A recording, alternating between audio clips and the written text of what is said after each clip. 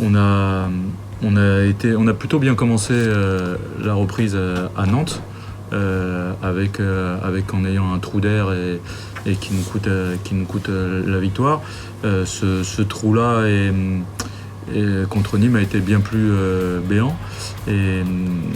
Alors qu'on était là aussi très bien rentré dans la partie.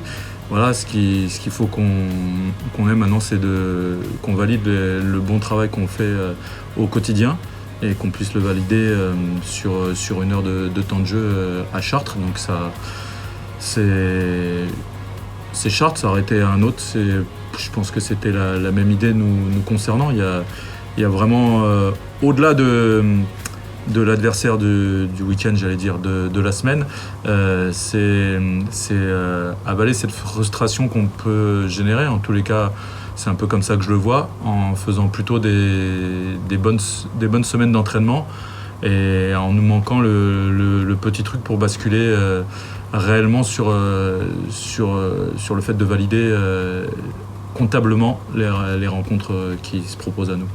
Je pense pas que ce soit physique parce que je ne nous vois pas à la fin d'un match essoufflé au point d'en mourir. Donc je pense que physiquement on a ce qu'il faut, hein.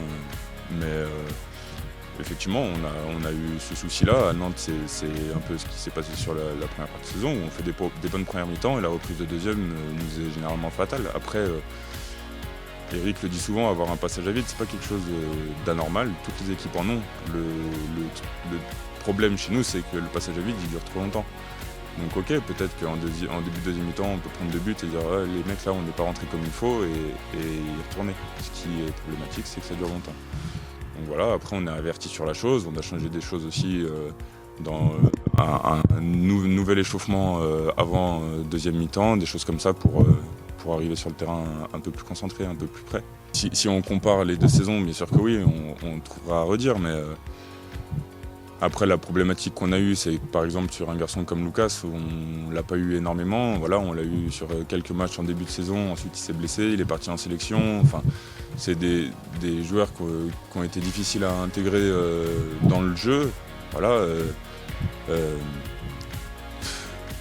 Je pense pas qu'on peut leur remettre la faute dessus parce que 90% de l'effectif c'est le même que l'année dernière. Et on peut dire qu'en attaque ça marche moins bien parce qu'on a perdu notre demi-centre, mais la défense ça marche aussi moins bien alors que la base c'est la même, les gardiens sont les mêmes, tout est pareil. Donc je pense pas que ce soit les joueurs, c'est quelque chose qu'il faut encore qu'on continue de chercher, qu'on continue et qu'on va finir par trouver.